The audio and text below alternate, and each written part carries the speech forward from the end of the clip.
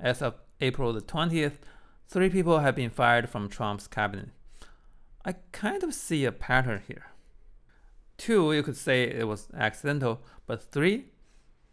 Of course, I'm not shedding a tear for them. All of them are extremely maleficent humans, corrupt to their core. But still, why women? What about the drunk buddies Pete and Cash? Or whatever the fuck this guy is? Just because he has a fancy last name, he's heading what department? And what about this sad blob of a state secretary? So what exactly was the sin of those women? Corruption shouldn't be a problem because, I think their existence was threatening the ego of conservative men. As long as they stayed in Trump's favor, women and girls in conservative families could use them to justify their career ambitions. They're on TV commanding all those men, why can't we? And that must have scared the shit out of the conservative fathers and husbands, and also the conservative bachelors in the dating market. Those men voted for Trump specifically to keep women down. If the female star officials end up inspiring women and girls in conservative circles, those men would be fucked.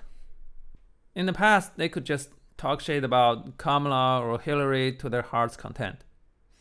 But under Trump, they had to be careful about Christie and Pam because they were picked by their second Jesus.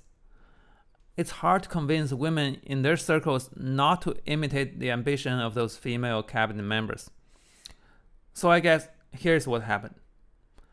Some conservative men probably channeled their grievance upward and lobbied Trump to fire as many women as possible. Of course, I still think he will keep Tulsi because she's Putin's guy, and Putin is higher in the food chain than the conservative voters. The other women, not as protected. If you want to see the lobbying power of misogynists, just look at this. CNN found this vast network of men trading tips on how to drug and sexually assault women. The website had 62 million visits in a month. Well, that was the global number, so maybe Americans only account for a small share. But hey, that's not the only website. You think all sex criminals go to one website. So the number must be huge in a lot of countries, including the United States. After E. Jean Carroll's case in 23, I thought Trump's popularity would take a hit. But not at all. If anything, he became more popular. Millions of men were counting on him to get away with their perverted shit. Okay? That hostile and violent attitude toward women was a driving force of their voting behavior.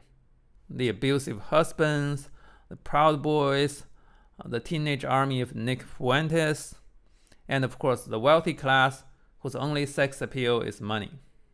Imagine how those men felt when they saw Trump giving some of the top positions to women.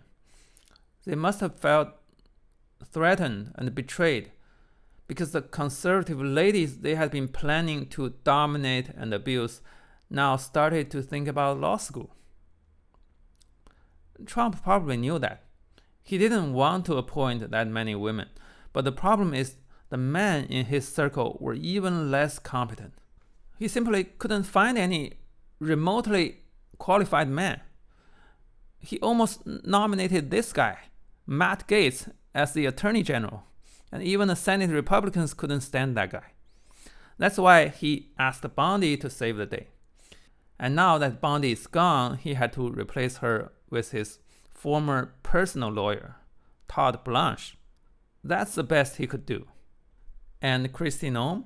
She was replaced by this cowboy without a bachelor's degree or any law enforcement experience. I don't know who's gonna replace the labor secretary, but my guess is that it'll be a man, and probably a man without much qualifications. Oh, by the way, Trump also replaced the only women in the Joint Chiefs of Staff. So yeah, I think Trump did all this to pamper the conservative man and maybe also the older conservative women who don't want the new generation to surpass them.